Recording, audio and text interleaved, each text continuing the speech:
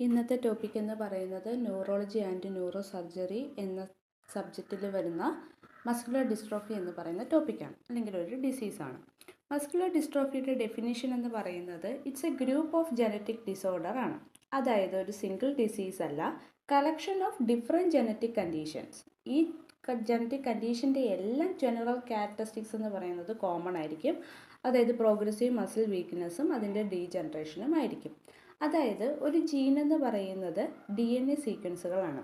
ഈ DNA സീക്വൻസിൽ എന്തെങ്കിലും ഒരു ചേഞ്ച് ഉണ്ടാകുകയാണെങ്കിൽ അതിനെ നമ്മൾ മ്യൂട്ടേഷൻ എന്ന് പറയും.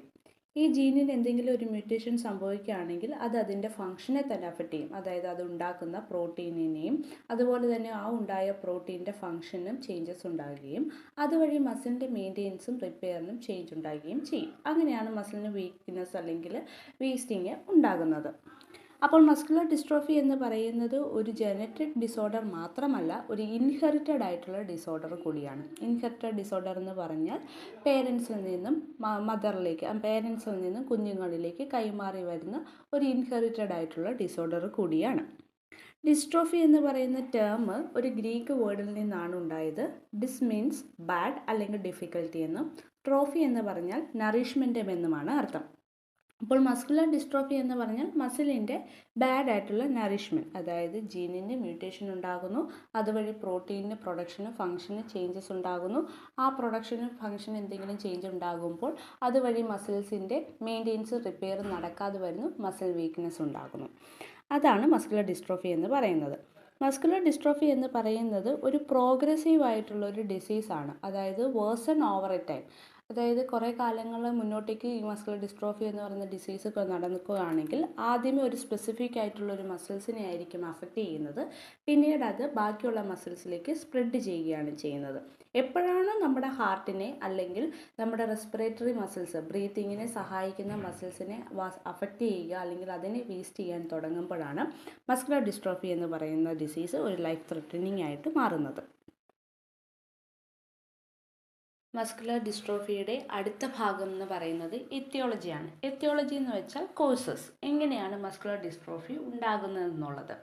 അതായത് മെയിനായിട്ട് നമ്മൾ പറഞ്ഞതുപോലെ തന്നെ മസ്കുലർ ഡിസ്ട്രോഫി ഒരു ജനറ്റിക് ഡിസോർഡറും ഇൻഹെറിറ്റഡ് ഡിസോർഡറുമാണ്. ജനറ്റിക് ഡിസോർഡർ എന്ന് പറഞ്ഞിട്ടുണ്ടെങ്കിൽ ജീനിന് എന്തെങ്കിലും ഒരു മ്യൂട്ടേഷൻ സംഭവിക്കുകയും അതുവഴി അത് പ്രൊഡ്യൂസ് ചെയ്യുന്ന പ്രോട്ടീന് അല്ലെങ്കിൽ അതിൻ്റെ ഫംഗ്ഷന് എന്തെങ്കിലും ചേഞ്ച് ഉണ്ടാക്കുകയും ആ പ്രോട്ടീനാണ് മസിലിനെ മെയിൻറ്റെയിൻ ചെയ്യുന്നത്, റിപ്പയർ ചെയ്യുന്നത്. അത് നടക്കാതെ വരികയും മസിൽസിന് വീക്ക്നെസ് ഉണ്ടാകുകയും ചെയ്യുമ്പോഴാണ് മസ്കുലർ ഡിസ്ട്രോഫി എന്ന ഡിസീസ് മെയിനായിട്ടും ഉണ്ടാകുന്നത്. രണ്ടാമത്തെ കാര്യം എന്ന് പറയുന്നത് ഇൻഹെറിറ്റഡ് ആയിട്ടുള്ള ഡിസോർഡറാണ്. ഇൻഹെറിറ്റഡ് ഡിസോർഡർ എന്ന് പറഞ്ഞാൽ പേരൻസിൽ നിന്നും കുട്ടികളിലേക്ക് ഇൻഹെറിറ്റ്, അതായത് കൈമാറി വരുന്ന ഡിസീസ് കൂടിയാണ്. അപ്പോൾ ഈ മ്യൂട്ടേഷൻ സംഭവിച്ച ജീന് എങ്ങനെയാണ് പേരൻറ്റിൽ നിന്നും കുട്ടികളിലേക്ക് കൈമാറുന്നതിന് പല രീതിയിലുള്ള പാറ്റേണുകളുണ്ട്. ഇൻഹെറിറ്റൻസ് പാറ്റേൺ എന്നാണ് അതിനെ പറയുന്നത്. ആ പാറ്റേണുകളിൽ ഒന്നാണ് എക്സ് ലിങ്ക്ഡ് റെസിസ്റ്റീവ് പാറ്റേൺ എന്ന് പറയുന്നത്. അതായത് മസ്കുലർ ഡിസ്ട്രോഫിയുടെ ക്ലാസിഫിക്കേഷൻ ആയിട്ടുള്ള വ്യൂജിൻ അല്ലെങ്കിൽ ഡെക്കർ എന്ന് പറയുന്ന മസ്കുലർ ഡിസ്ട്രോഫി നമ്മൾ ക്ലാസിഫിക്കേഷൻ അടുത്ത സ്ലൈഡിൽ പഠിക്കും. ഇപ്പോൾ ഓർത്ത് വെക്കുക, ഇതെല്ലാം ക്ലാസിഫിക്കേഷനാണ്. പോലുള്ള മസ്കുലർ ഡിസ്ട്രോഫിയിൽ എക്സ് ലിങ്ക്ഡ് ആയിട്ടുള്ള റെസിസ്റ്റീവ് പാറ്റേൺ ആയിരിക്കും കാണുന്നത്.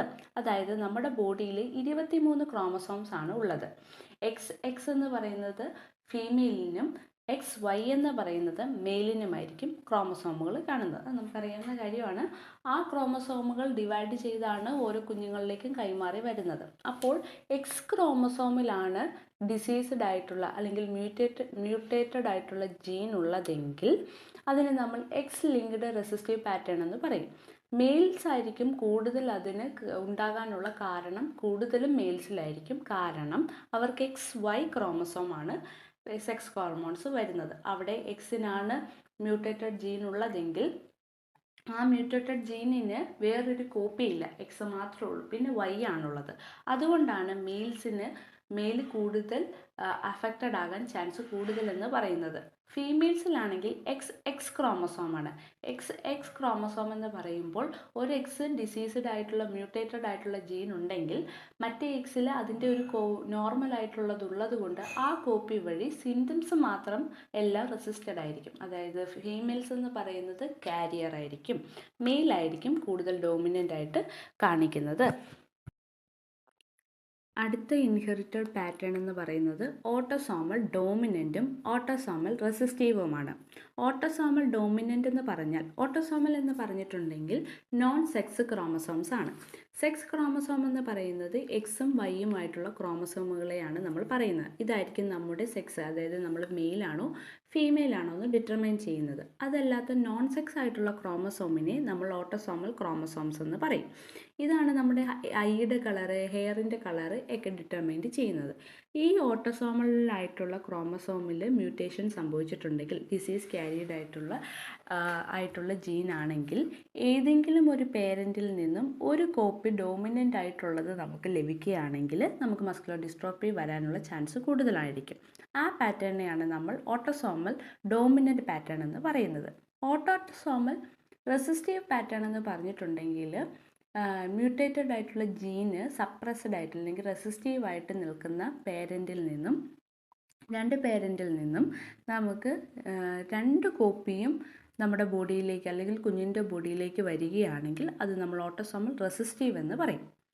പിന്നെ വരുന്ന ഒരു ടോപ്പിക് എന്ന് പറയുന്ന അല്ലെങ്കിൽ പാറ്റേൺ എന്ന് പറയുന്നത് സ്പോണ്ടേനിയസ് മ്യൂട്ടേഷനാണ്. അതായത് അമ്മയിൽ നിന്നോ അല്ലെങ്കിൽ പേരൻറ്റിൽ നിന്നോ ഇൻഹെറിറ്റ് ചെയ്യേണ്ട കാര്യമില്ല, അല്ലാതെ നമ്മുടെ ബോഡിയിലെ ജീനിന് അല്ലെങ്കിൽ DNA സീക്വൻസിന് പെട്ടെന്നൊരു ചേഞ്ചസ് ഉണ്ടാകുന്നതിനെയാണ് നമ്മൾ സ്പോണ്ടേനിയസ് ആയിട്ടുള്ള മ്യൂട്ടേഷൻ എന്ന് പറയുന്നത്. ഈ മ്യൂട്ടേഷൻസ് എല്ലാം വഴിയായിരിക്കും പ്രോട്ടീൻസിന് ചേഞ്ചസ് ഉണ്ടാകുന്നത്, പ്രൊഡക്ഷന് ചേഞ്ചസ് ഉണ്ടാകുന്നത്. അതുവഴി മസിലിൻ്റെ ഫൈബേഴ്സിന് ഇൻറ്റിഗ്രിറ്റി ഉണ്ടാകുന്നു, മസിൽ വീക്ക്നെസ് അല്ലെങ്കിൽ ഡീജനറേഷൻ പയ്യെ ഉണ്ടാകുന്നത്.